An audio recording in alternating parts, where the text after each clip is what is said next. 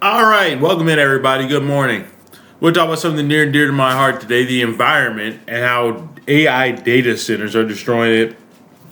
And we're going to get a little ironic. We're going to use AI to explain why AI is bad for the environment. AI data centers are bad for the environment because they consume enormous amounts of energy and fresh water, which we kind of need, produce significant greenhouse gas emissions, which are kind of bad, and electronic waste, and contribute to land use issues. The rise of AI has intensified these environmental impacts due to immense computational power required to train and run complex models. Like, we got by in this world just fine for hundreds of thousands of years without AI. And now we're just like throwing all this money at like it's a god, man. I hate this country. I hate the time I have to live in. The era is just so goofy and unserious. Like, we could dump this amount of cash into healthcare and see real results for people. Energy consumption and greenhouse gas emissions. Massive power demand. We're gonna have to destroy these data centers. Just like what were the group of people that destroyed machines during the what was the big technological advancement era? I can't. I just woke up. I'm sorry. I can't even think. But you know, when all these machines came along, let's just Google that.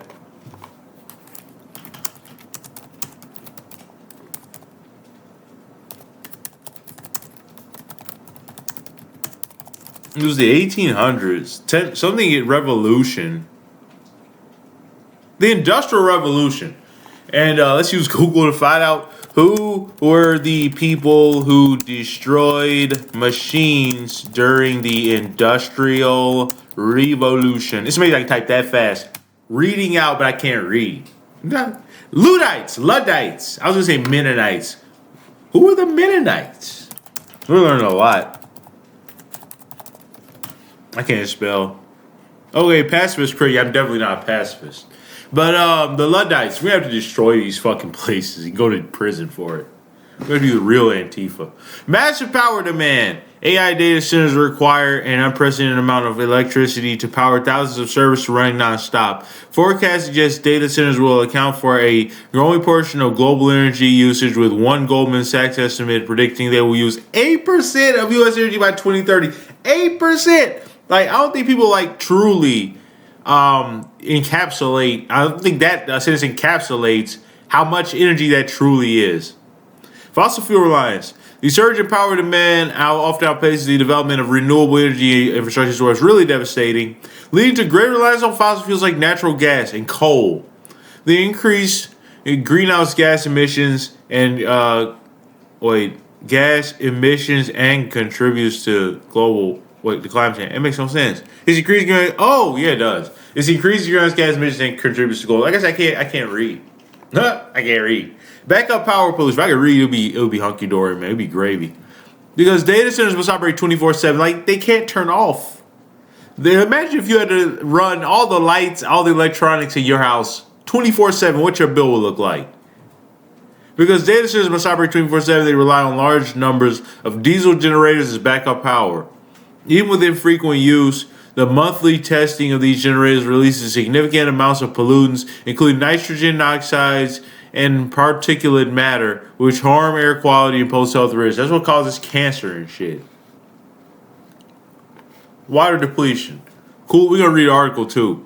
Cooling systems, AI. If you're watching this, you're probably pretty smart. So I'm not going to, attention span this one. AI's energy intensive computing generates massive amounts of heat. Data centers use large volumes of fresh water for cooling systems to prevent servers from overheating. Like, can't we invent some sort of liquid that doesn't involve us using all of our fresh water to cool these AI data centers? I know you're gonna need water to whip it up, but damn it! All right, let's just not have AI data centers. Strain on local resources. A single large data center can consume millions of gallons of water per day, putting a strain on local water resources, particularly in drought-prone areas. And they put these data centers in poor areas, like poor black areas in Memphis and poor rural white areas in Arkansas. In some areas, residents have reported that the presence of data centers has lowered the water levels in their private wells. You're stealing from these people's private wells for AI, man. I would be furious. I can't say what I would do. Electronic waste, e-waste. Now, you wouldn't want to fuck with me if I was one of these rural guys. I plan to be one day, just not in the way you think. I plan to live in the Mojave Desert, just all alone, just in the middle of nowhere, like growing peyote, growing mushrooms, and like just a million fucking guns. Like, you wouldn't want to fuck with my water supply, like, or any of my resources. I'd probably just like shoot you from like a mile away. With the way I'm gonna be out there shooting and training. But it's not a threat. It's just, you gotta protect your house, you protect your property, and I'm pretty crazy when it comes to that kind of shit. I believe in self reliance and doing your own thing, and anybody gets in the way of that, I'm not the only one that thinks so. Most rural people probably think this way. Living rural, so they won't get fucked with. They got guns too. Resource intensive hardware. AI servers use specialized high performance hardware like GPUs and TPUs that are made from rare earth minerals. The extraction of these minerals is resource intensive and contributes to environmental degradation. Short life cycles. The good thing about a gun, they don't expire. Like, you could have one gun that's used for hundreds of years without any type of degradation, as long as you maintain it. Short cycles. The hardware in data centers can become outdated quickly as technology advances. The disposal of obsolete components adds to the growing problem of electronic waste. Where we're going to put all this waste? In the ocean, that's where. Which can contaminate soil and water and if not properly recycled. Let's talk about land where we live. Land use and biodiversity loss. I've enjoyed this one quite a bit. Large footprint. AI-focused hyperscale data centers require enormous amounts of space, with some needing up to 1,000 acres for the facility and infrastructure. They just take your land. Habitat destruction. To acquire this land, developers may clear forests, farmlands, and wetlands. We kind of need those. Animals live in them, as my dog is staring into my soul. This process contributes to deforestation, disrupts local ecosystems, and results in habitat loss for native species. And that's bad. Impact on communities. The rapid growth of data centers is increasingly pitting companies against residents. That's bad too. The resulting loss of farmland and potential strain on the local resource and infrastructure, coupled with noise pollution from cooling systems, is fueling a not in my backyard NIMBY opposition from nearby communities. There's a NIMBY movement against AI data centers. That's great. All right. The Mennonites. I don't know more about them Luddites. Protested the introduction of new machinery and factory systems by smashing power looms and other equipment in the early 19th century. Those people were crazy. And I like the radicals like them. I like John Brown. People like that. They're don't care. You just wake up one day, literally like a Native American. Maybe they were. You just wake up one day and you decide I've had enough. You just stop thinking and just go into animal mode, pick up a weapon or whatever, and just start destroying shit. I respect that. You just flip your human switch off and go to animal mode like John Brown did, like the Luddites did. So you got tired. The growing environmental impact of AI data centers' energy demands. PBS, which has been defunded. Ali Rogan, who will be jobless soon. The EPA has reportedly drafted a plan to eliminate all limits on greenhouse. Man, reading those words breaks my fuck. I don't know if I'll be able to make it through the article. Legit, this is the way a human feels when you lose somebody. Losing the environment is the worst thing that can happen. Because I actually understand how important it is, and I use it every day. And I even use it, interact with it. I'm one with it. The EPA has reportedly drafted a plan to eliminate all limits on greenhouse gas emissions from power plants, according to documents obtained by the New York Times. Now, with the rise of artificial intelligence technology, demands on power plants are increasing, in large part due to AI's reliance on data centers. Ali Rogan speaks with Kenza Bryan, climate reporter for the Financial Times, for more. John Yang. The EPA has reportedly drafted a plan to eliminate all limits on greenhouse gas emissions from power plants. What a horrible fucking thing to do. These EPA guys need to be Nuremberg as well.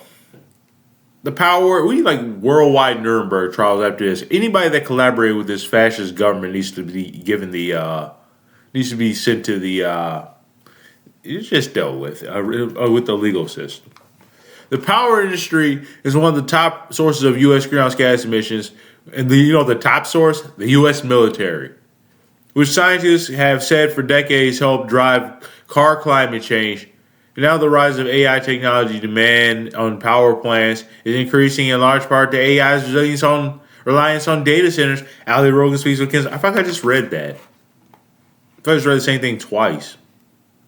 Ali Rogan, thanks for joining us. How would you describe the environmental impact of these data centers that are the heart of AI? I wish we could do a chick voice. I would give her own voice. There's Ken's O'Brien. I'm gonna do fun voices. I'm just gonna make up what I think they sound like.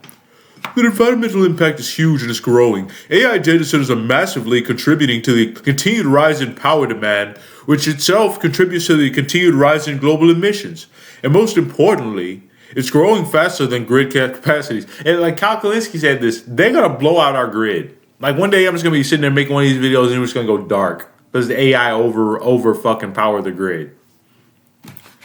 And even more importantly, it's growing faster than renewable energy growth. Wait, more importantly, we're just on the levels. There's levels to importance.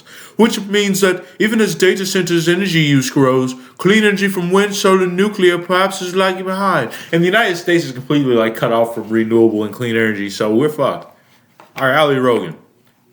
I want to do a chick voice so bad. I'll be embarrassed. And what have you learned about data health implications? Data health? Public health implications of the capacity is needed to power these AI systems. Some of the public health implications are very local, but really the effects are more global than local. So pushing up demand for fossil fuels means more CO2 is emitted, which helps global temperatures creep up, which can have local effects through extreme weather events, for example. Like hurricanes, tornadoes, tsunamis. What sort of regulatory impact is there on these facilities? For the moment, there's very little regulatory scrutiny of data energy use. And one of the only governments in the world that has started to take seriously is Ireland. I love Ireland. Michael D. Higgins, baby. Ireland has the best president in the world. Michael D. Higgins, look him up. Seriously, it's Ireland and its own energy regulators because they love Palestine too. Because they realize that some of the big tech companies operate in Ireland, including some of the big U.S. ones like Amazon, are starting to put immense constraints on its grid, which means it's difficult for local industry, for local houses to get the power they need. Man, we're so fucked. I hate living in this country, man. Nobody takes anything seriously. So they have proposed that when a new data center is built, it's like people like me are warning what's going to happen right now, and we're going to be proven right. It's going to be too late. Then we get public unrest. Then you have the military cracking down on everybody. Because you people were fucking retarded and wanted to vote for a rapist. Good luck. You're going to need it. Dumbass. It brings as much additional capacity to the grid as it takes away.